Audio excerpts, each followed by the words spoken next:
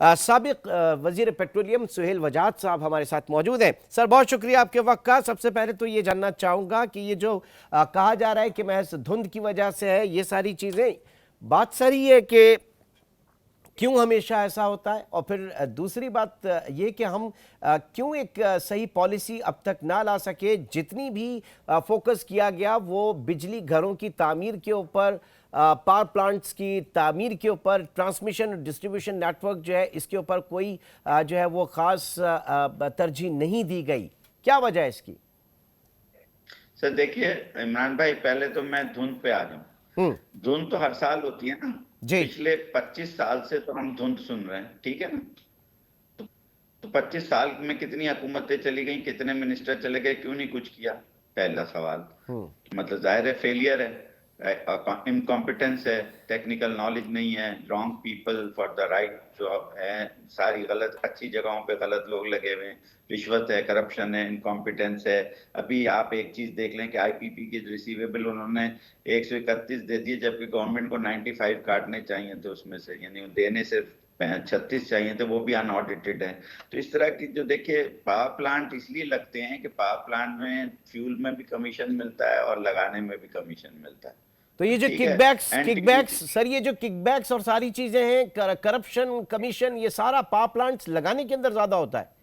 जी जी, और उसकी इसीलिए आप ये देखें कि मैंने आपको एक मैप दिखाया था पाकिस्तान में, जिसमें मैंने हर किस्म का पावर प्लांट कहाँ लगा हुआ है वो आपको शो किया था, अगर आपको याद हो। बिल्कुल याद। ऑफ द रिकॉर्ड एक जगह हम बैठे थे, तो उसमें मैंने जब बताया था कि हमारे जो पावर प्लांट्स हैं वो बिल्कुल गलत जगह पे गलत फ्यूल पे लगे हुए हैं, यानी जो लगना चाहिए था कराची के पास। मिसाल तौर पर LNG RLNG का जो प्लांट है वो कराची के करीब होना चाहिए, क्योंकि पोर्ट तो कराची है ना, वो लगा हुआ है पता नहीं मुल्तान में कहाँ। कोल का प्लांट कराची के करीब होना चाहिए, इसलिए कि कोल तो पोर्ट से आएगा, इंपोर्टेड है, वो भी गलत जगह पे लगा है। इसलिए जहां पर हमें तलब है वहां सिवाय हाइडल के कोई वो नहीं है, इसलिए सर्दियों में, विंटर में नॉर्थ में शॉर्टेज शुरू हो जाती है। उसकी पहली वजह यह है कि वहां हाइडल गिरना शुरू हो जाता है, यहां से तरसील करते हैं तो लॉसेस बहुत बढ़ जाते हैं। अगर वहां पावर प्लांट चलाएं फ्यूल के बाकी के, अब आपको मैंने एक दफा बताया था कि हमारी रिफाइनरी सिर्फ वो बनाती है, ये आपकी अपनी रिपोर्ट भी है, ये मेरे कहने के बाद ही लिखी गई है मेरे ख्याल में, क्योंकि मेरा ये पॉइंट पिछले प्रोग्राम में था कि उसमें मैंने कहा था कि रिफाइनरी में हमारा जो फर्नेस ऑयल है वो बहुत बनता है, जो कि बेकार जाता है, उसको हम सस्ते में एक्सपोर्ट कर देते हैं, यानी 10 रुपए का बनाते हैं तो 5 रुपए में एक्सपोर्ट कर देते हो, इसका नुकसान है। और हमारी रिफाइनरी सिर्फ 53% ही व्हाइट ऑयल बना सकती है, जो कैश प्रोडक्ट है, बाकी तो बेकार है, बाकी कंटे उसमें जमा होता रहता है आपके साइलोज में, और वो फेंकना पड़ता है या बेचना पड़ता है।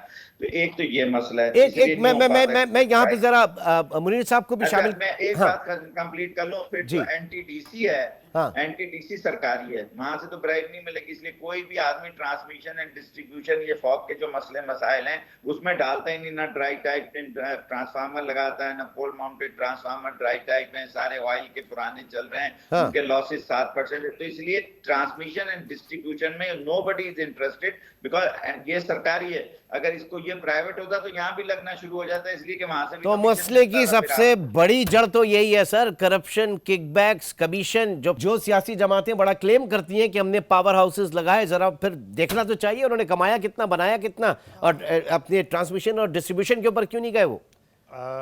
इमरान भाई, इसमें अगर आप थोड़ा सा देखें तो अगर आज भी अगर आपकी फ्यूल कॉस्ट पे अगर इफ़ेक्ट आता है, तो जो 2022 की फ्यूल कॉस्ट है या 2023 की जो एवरेज बास्केट कॉस्ट आती है, वो कभी हम 7.5 रुपये हो जाती है, कभी 8 रुपये, according to the fuel dollar rate, maximum 9 रुपये। जो फिक्स चार्जेस हैं हमारे, जो कैपेसिटी चार्जेस हम IPPs को दे रहे हैं, जो कमिटेड हैं, जिसको नेपरा ने अप्रूव किया है, गवर्नमेंट पॉलिसीज ने, वो आज 20 और 22 रुपये पर यूनिट है। तो थिंक अबाउट इट कि अगर आपकी फ्यूल कॉस्ट 9 और 8 रुपए के बीच में मूव करती है, और आपकी फिक्स कॉस्ट 22 और 20 रुपए होगी, how a country, common man can survive? कैसे करेगा? इंडस्ट्री कैसे चलेगी? इसके बाद आप उस पर टैक्सेस डालते हैं। अब IPPs जब लगते हैं तो IPPs में, जैसे अभी सुहेल साहब ने कहा कि जी IPPs लगते ही किकबैक्स के लिए हैं, उनकी सोवरेन गारंटी आपने दी हुई है, और आप कमिटेड, नौबत आ जाती है क्लेम करने की। तो सबसे पहले तो आईपीपीज जो हमारे ओल्ड हो चुके हैं, हाँ। हमें एक रिफॉर्म, जैसे हम गवर्नमेंट नेगोशिएट करने जाती है, बट आपने उनको सोवरेन गारंटी दी हुई है, आपकी लिमिटेशंस फिक्स हैं। आपने पावर प्लांट लगा दिया है, यूटिलाइजेशन नहीं है, ट्रांसमिशन नहीं है, पावर प्लांट लगा हुआ है, हाँ। आप यूटिलाइज नहीं कर पा रहे, बट आपको पैसे पे करने। सो आपकी पावर की कॉस्ट जिस हिसाब से बढ़ी है वो टोटल इरेशनल है। और जैसे सुहेल साहब ने कहा, there are no right people for the right job. सही। जहां जहां जो बैठा हुआ है वो पॉलिसी में उसके लिए क्वालिफाइड ही नहीं है। अगर कहीं पावर मिनिस्टर बैठा हुआ है तो वो पावर के बारे में या उसके सेक्रेटरी को उसकी नॉलेज ही नहीं है। Whatever is being coming, they are forwarding it and it is been implemented.